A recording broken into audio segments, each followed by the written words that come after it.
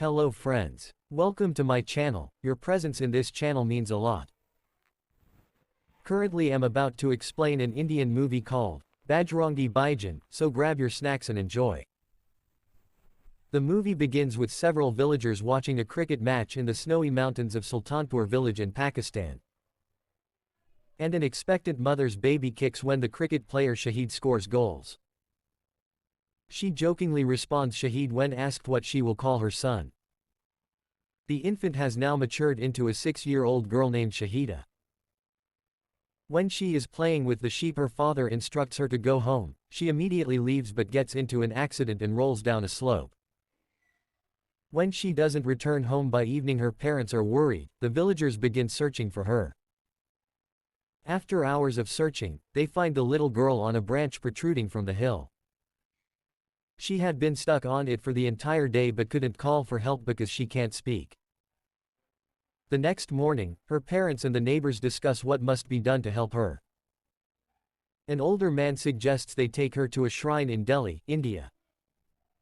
He too had that disability before visiting the shrine. The religious family believes that a visit to the holy shrine will restore Shahida's speech.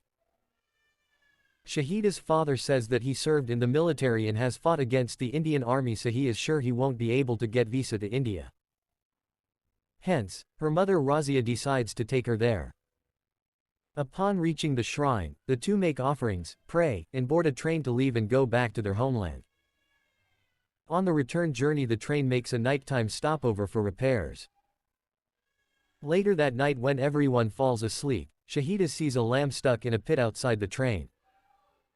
She rushes outside to help the animal, but the train restarts before she can return to her mother. The little girl tries to catch up with the train but is eventually left behind. She boards another train in an attempt to urgently follow her mother's route. But to her surprise, it takes the opposite route and stops at Kurukshetra, India. When Razia discovers her daughter is missing, the train is stopped. Police officers are sent to find the girl. However, they cannot find her because the other train has already taken her to a different place. As Razia's husband arrives, he is concerned about their daughter. The parents have no choice but to pray that their daughter is safe because they are unable to obtain an immediate visa to return to India. Shahida is currently lost in a completely different country. She notices a stranger drinking in a roadside restaurant during a religious celebration. The nice Pawan Kumar Chaturvedi is the stranger who offers her to eat a meal with him. After unsuccessfully trying to persuade her to speak and say her name, he realizes she is mute and calls her Muni. Muni, who is starving, eats everything and then follows Pawan. Supposing that she had been separated from her parents during the celebrations, he advises her to remain in front of a shrine, so that she can be found there by her parents. Pawan boards a bus. Through the window, he sees that Muni is still following him. So he takes her to the police station. Since she is unable to provide any information about her parents, the police can only wait for someone to report a missing child. Muni needs a place to stay while her parents are being searched. For the sake of her safety, Pawan takes her to where he lives. On his way to his home in Delhi, he starts naming different Indian cities, asking her to nod if she knows what city her parents are in. All the passengers on the bus help him, but she nods to none of the cities. Little did they know that she is from Pakistan.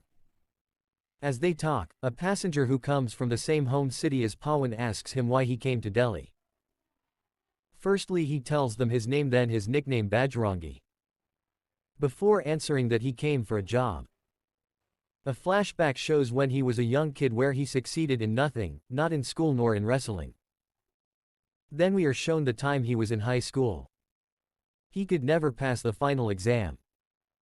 All his friends cheated and proceeded with their lives, but Pawan refused to cheat or lie. So he was a disappointment to his father. After failing 10 times, he eventually passed on his 11th try. On informing his father, he passes away due to shock. Before he died, he told Pawan to go to his friend Dayanad's house in Delhi and look for a job. Pawan meets Rasika on a bus in Delhi where he insists they divide the ticket's change. She tries to push him away but finds him inside her house giving her father wrestling tips.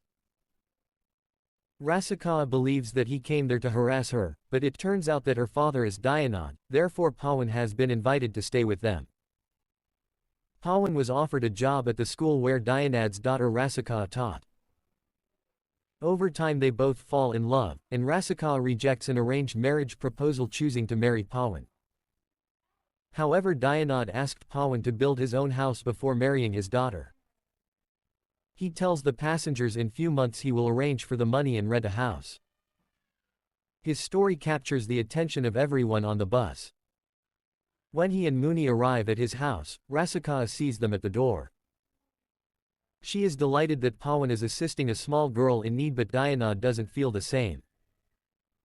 The possibility that Muni practices a different religion worries him. Because of her pale skin, Pawan thinks that she is Hindu and convinces Dayanad to let her stay for a month. Though Pawan and Rasika treat Muni like their own daughter, she weeps for her parents every day. Muni rarely finishes her meals because the entire family is vegetarian and she's used to consuming meat with every meal. She goes to the neighbor's house after smelling the aroma of meat there. She is found by Pawan and Rasika eating chicken in the Muslim neighbor's house. Even though eating meat is against his religion, Pawan takes her to a restaurant that night and allows her to eat whatever she wants. Muni is very fond of bangles they sell on roadside. One day while walking down the street, she innocently picks up a pack of bangles before being stopped by the vendor. Pawan makes her return it and takes her to the temple to apologize to God for stealing. Muni enters a neighboring mosque secretly as he is teaching her on how to join her hands while praying. Although Pawan hesitates, he follows her inside. He is totally shocked when he witnesses her wearing a head scarf and reciting some Islamic verses. He believes she betrayed him since he would never have kept in touch with a Muslim. Rasika, however, reveals to him that, before being Muslim, she is a child. She wants him to be different because she despises the way her father treats people differently based on their religion. To find Muni, they both enter the mosque, but she has already left. As he worriedly looks for her, she runs to him and hugs him tightly. At that moment, he accepts her entirely and regrets why he thought such a small girl would betray him. That night the whole family is watching a cricket match between India and Pakistan. Everyone is supporting India except Muni, who supports Pakistan. When the Pakistani team wins the game, she dances and kisses their flag through TV. She is approached by Pawan, who asks her if she is from Pakistan. Finally, Muni nods happily. Dayanad is angry. It was bad enough that she was a Muslim, but now that the girl is from Pakistan, he must prohibit her from staying there. Pawan calms Dayanad and vows to hand her over to the Pakistani embassy the next day. Unfortunately, the embassy employee is unable to grant her a visa in the absence of a passport. In Muni's situation, a visa allocation is difficult because they don't even know her real name. Additionally, a protest outside the embassy shuts down all visa processing for a month. The following day, Pawan unwillingly brings Muni to the travel agency and then departs after bidding her goodbye in tears. He sees a street vendor selling bangles as he makes his way home. He purchases one for Muni because he recalls that she loves them. When he went back to the travel agent's office, it was shut, so he followed them and discovered that he had been deceived. The agent is preparing to sell the young girl into prostitution after taking her to a brothel. As Pawan sees the agent counting the money he received from selling Muni, he becomes furious. He starts to fight, during which he throws the agent out the window. He takes Muni with him. Pawan has decided to search for Muni's home on his own. He travels to the border even though he has no contacts or knowledge of the villages in Pakistan. A few kilometers from the border, they end up meeting Ali, a secret agent who uses a tunnel to smuggle people across the border illegally. After hearing Muni's story, he decides to help them at no cost. Ali flees when they get to Pakistan's side of the border. Being a God-fearing person, Pawan is determined that he must request the guards for permission before leaving. When the police find him, they ask him how he reached there and he tells them of the tunnel. He also tells them why he is there. The guards get rid of the tunnel and they beat him while Mooney watches and sobs. To prevent the young girl from being terrified, Pawan makes an effort to smile while being beaten. The head soldier asks him to do anything he likes in the next 10 minutes before they return for the next round. Since they still haven't given him permission, Pawan decides to wait for them. He is beaten once again before the troops eventually allow him to leave. The following day he and Mooney are in a restaurant. Mooney sees a cop's handcuffs and steals it. The cop finds it after searching their bags and throws Pawan in jail, labeling him as an Indian spy because of the lack of a passport. Chand Nawab, a struggling journalist, is introduced to us. When he learns about the suspected spy, he rushes to the police station to interview him. A police officer questions Pawan inside the police station, but does not take anything he says seriously. When Mooney unexpectedly finds a calendar with an image of mountains, she tries to tell Pawan it is her home. Pawan is happy until the furious policeman questions Mooney about why she is unable to speak, and when he attempts to force her to do so, Pawan gets angry and beats them. He succeeds in overpowering the officers and fleeing the police station. When Nawab notices him escaping, he follows him. Chand informs the police on his phone that they got on a bus. Pawan shows the conductor the calendar and also tells him Mooney's story. Chand and the other passengers decide to assist him after learning that he is actually a wonderful person. As the cops come hunting for them, they hide Mooney, Chand and him on the roof of the bus. At night, Chand, Pawan, and Mooney stay at a mosque. They are waken up by the laughter of the children. A religious teacher named Azad also helps them and hides them from the policemen searching the entire city for the suspected spy. They ask the children if they know the place on the calendar. One of Azad's students sees Switzerland written on the picture that Mooney thought was her village. During this time, the police capture Camille, Chand's cameraman, after he tried to run away. In order to send Pawan and Chand from the city without the police noticing, Azad disguises them in burqas. Though he apologizes to his God, he is willing to sacrifice anything for Mooney. They manage to take a ride with a police officer pretending to help him fix his car. They claim to be locals visiting an elderly relative. Chand records everything about Mooney and Pawan's journey. He tries to sell the report to news stations, but they won't air it because they say such a story won't attract many audience. They visit a well-known mosque one day and discover police officers searching for them there. Chand realizes that the police are using his cameraman to obtain information about their location. In an effort to confuse the police, the group immediately flees the sacred site and provides the cameraman false information. Later that day, as they are reviewing the recordings from their stay at the mosque, Mooney spots her mother in one of the clips. They see her getting into a specific bus and go to the bus driver the very next day. When asked, he lists all the villages he takes his passengers to.